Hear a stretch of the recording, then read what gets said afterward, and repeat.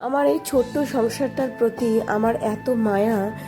আমার রাতে ঘুম হোক না হোক, আমার শরীর ভালো থাক না থাক, আমি ঠিক প্রত্যেক দিন 6টা বা 6:30টায় উঠে পড়ি। প্রয়োজনে তার 1 ঘন্টা আগে উঠি, কারণ সকালে উঠে আমার মেয়ের মুখের হাসিটা দেখলেই আমার মনটা ভালো হয়ে যায়। আর তাদের নির্ভরতা আমার প্রতি, এটা দেখলেও আমার মনটা জুড়িয়ে যায়। তো hi everyone, good morning and welcome back to my channel সুদিতিস লাইফস্টাইল। আমি অদিতি। তোমরা কে কেমন আছো আমাকে অবশ্যই জানিও। আমাদের তো কোনো রকমভাবে বেশ চলেই যাচ্ছে। আচ্ছা বন্ধুরা, তোমরা কারা চা দিয়ে রুটি খেতে পছন্দ করো? আমি না ভীষণ পছন্দ করি। বেশ একটু দুধ চা হবে অথবা র চা হলেও চলে যায়, কোনো ব্যাপার না, খুব ভালো লাগে। রুটিটাকে গোল করে পাকিয়ে একটু নলের মতন লাগবে, সেটা চায়ের মধ্যে ডুবিয়ে ডুবিয়ে খেতে আমার ভীষণ পছন্দ। ছোটোবেলার থেকে আমি খুব পছন্দ করি এটা। ছোটোবেলায় যখন আমার দিদা রাত্রেবেলা বেশি করে রুটি করে রাখতো আর সকালবেলা বাসি থাকতো, তখন আমি ওটা দিয়ে চা দিয়ে খেতাম। জানো তো, এরকম অনেকবার হয়েছে রাতেও রুটির তরকারি হয়েছে বা দুধ আছে, কিন্তু আমি ওসব দিয়ে খাই না, কিন্তু আমি দিদাকে বলেছি, দিদা আমাকে একটু চা করে দাও, আমি 3টে রুটি খেয়ে নেব। তো এইভাবে খেয়ে নিতাম। তো যাই হোক, সকালবেলা হাজব্যান্ড বেরিয়ে যাওয়ার পর নিজের জন্য একটুখানি চা আর রুটি, রাতে তো রুটি করেছিলাম তো সেটাই সেঁকে নিলাম, তো চায়ের সাথে খেয়ে নিলাম। আর তারপরে এদিকে রান্নার কাজের দিকে একটু এগিয়ে আসলাম, কারণ তখনও চিনি ঘুমাচ্ছিল। তো গতকাল তো একাদশী ছিল আমাদের বাড়িতে, তো হাঁড়ি চাপেনি, তাই ভাবলাম যে হাঁড়িটা আজকে ভালোভাবে মেজে নিই। এবং আজকে যেহেতু শনিবার, তো শনিবার দিন তো মাজা তো এমনি হয়ই, তো তার জন্য হাঁড়িটা মেজে নিচ্ছি। আমার না আজকে একটা কথা মনে হচ্ছিল যে শনিবার দিন কি মোচা খেতে নেই। অ্যাকচুয়ালি ফ্রিজে আগের দিন মোচাটা রান্না করার পর কিছুটা মোচা রয়ে গেছে, ভাবছিলাম যে একটু পকোড়া বানাবো, কিন্তু হঠাৎ মনে হলো যে মোচা, শুনেছিলাম এক জায়গায় যেন মোচাটা আজ শনিবারে খেতে নেই, আরও এক জায়গায় শুনেছিলাম নাকি মোচা কেটে খেতে নেই, মানে গাছ থেকে কাটতে নেই শনিবার। তো কোনটা ঠিক বন্ধুরা আমাকে একটু জানিও তো। সত্যি বলতে বিয়ের আগে সেরকম কোনো অভ্যাসই ছিল না, মানে সারাদিন রুটি খেয়ে থাকা। কিন্তু বিয়ের পরে আমার মোটামুটি বিভিন্ন ব্রত ইত্যাদি পালন করার জন্য মোটামুটি অভ্যাস হয়ে গিয়েছে রুটি বা পরোটা এসব খেয়ে থাকার। কিন্তু আমার হাজব্যান্ডের এখনও সেই মানে অভ্যাসটা হয়নি। আমার হাজব্যান্ড তো ভাত না খেয়ে একদিনও কাটিয়েছে, মানে খুব হাতে গোনা এক একদিন মনে পড়ে। তো যাই হোক, কালকে তো পুরো দিনটাই ভাত খাইনি।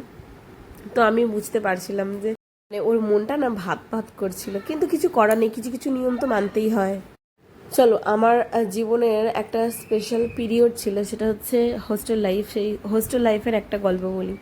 তো এই যে কড়াটায় তেল দিচ্ছি, মানে আমার খুব ভালো লাগছিল, মানে যখন যখন মানে কড়া প্রচণ্ড পরিষ্কার হয়ে যায় তখন দেখবে সেই কড়াতে রান্না করতে খুব মানে ভালো লাগে। কিন্তু যদিও বা আমি নিজেই মানে বাচ্চা নিয়ে ধরো সকালে তরকারি বানালাম, একটুখানি পুড়ে গেল, সেটা দুপুরে যখন রান্না করব সেটাকে আর বিশেষ করে মাজা হয় না, জল বুলিয়ে নিয়ে খুন্তি দিয়ে এরকম করে কাচিয়ে ফেলে দিই। তো সেটাতে আমি রান্না করি দুপুরবেলাতে, কারণ কি আমার অত সময় হয় না বাচ্চা নিয়ে। তো যাই হোক, যেটা বলছিলাম, আমরা হোস্টেল লাইফে যখন পড়তাম, আমাদের হোস্টেলে না একটা বড় কড়াই ছিল, লোহার কড়াই।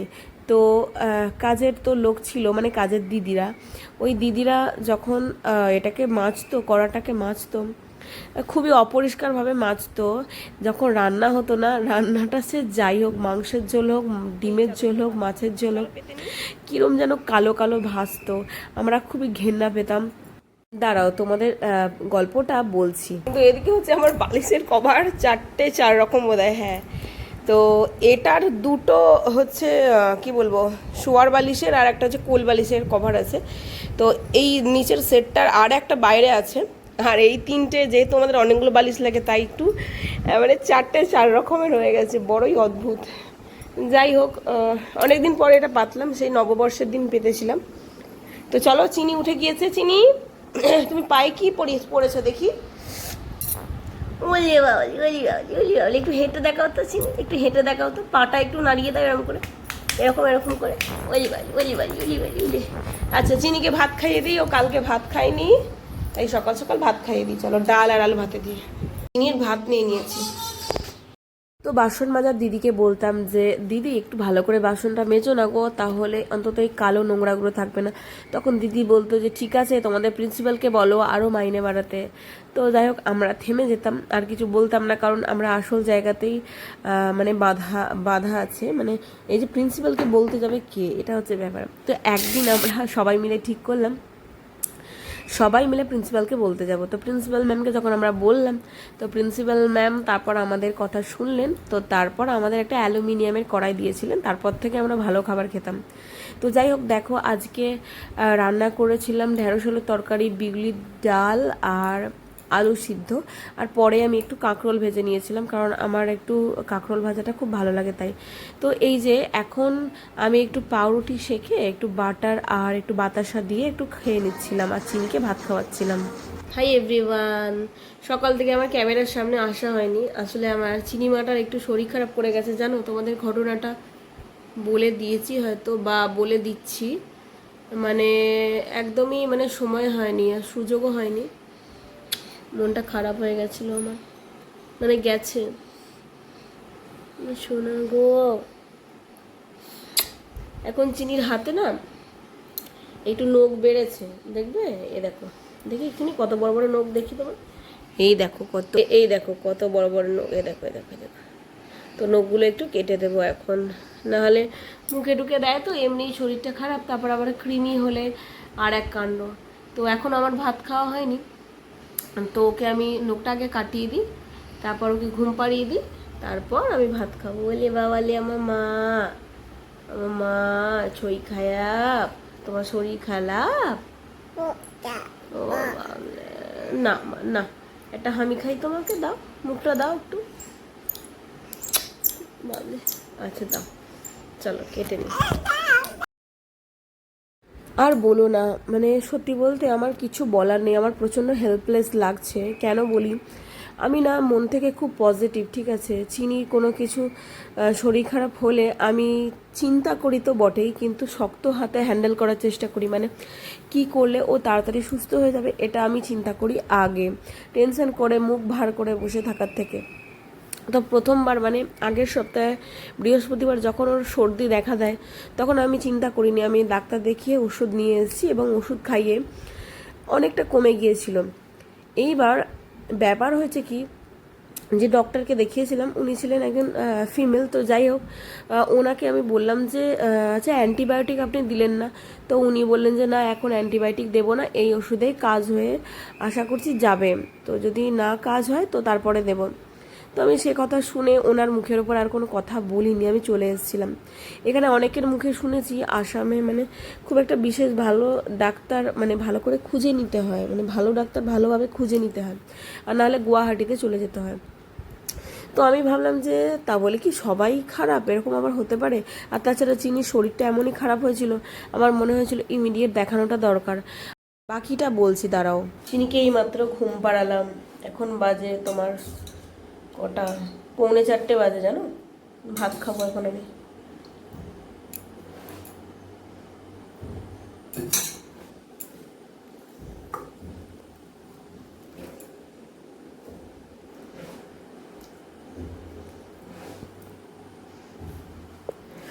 এই যেগুলো বাটার লেগে আছে, আর আমি এখন নেব তোমার হচ্ছে কাঁকরোল ভাজা। আমার ভাজাটা না আলাদা কোনো জায়গাতে নিতে ভাল লাগে, মানে ভাজার মধ্যে কিছু ঝোল টোল ঢুকে যাবে, টেস্টটা নষ্ট হয়ে যাবে, আমার একদম পছন্দ নয়। আলাদা আলাদা জায়গাতে নিতেই ভালো লাগে, মানে ভাজাটা। আমার বাড়িতে আমার বাপি মা, আমার বড়ো মারা মানে বিউলির ডাল খেলে বলে নাকি যে খুব অম্বল অম্বল লাগে। এদিকে আমার শ্বশুর বাড়িতেও সবাই বলে যে রাতে বিউলির ডাল খেলে নাকি অ্যাসিড হয়ে যায়, কিন্তু আমাদের খুব ভালো লাগে, এবার কোনো সমস্যাও হয় না। আর আমার মা তো শুনেই চমকে যায় যে বাবা বিউলির ডালে আবার লেবু, ওরে বাবা। যাই হোক আমার তো ভালো লাগে, তো চলো খেয়ে নিই। Good evening my friends. তো যাই হোক এই যে সন্ধ্যেবেলা চলে এসেছি, সন্ধ্যেবেলা একটু রচা করে নিলাম একটু আদা দিয়ে, আর তারপরে একটুখানি পাউরুটি সেঁকে নিলাম।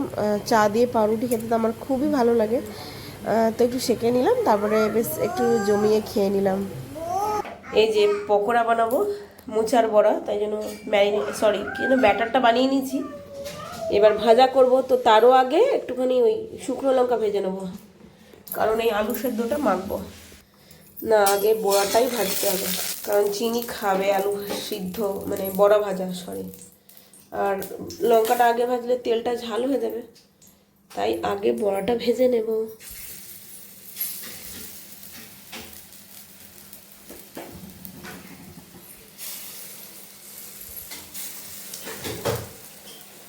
চিনি রেখে দে।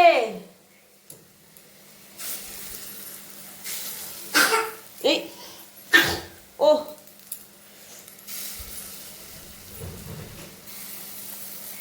হাই এভরিওয়ান, এখন বাজে হচ্ছে পুরোপুরি বাবা আমাদের ঘড়িতে 11টা বাজে, মানে 20 মিনিট পিছনে, 10:40 বাজে।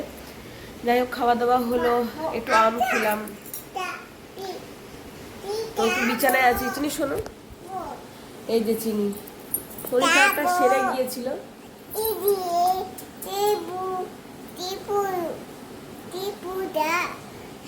কি বলছিস টিপু দা?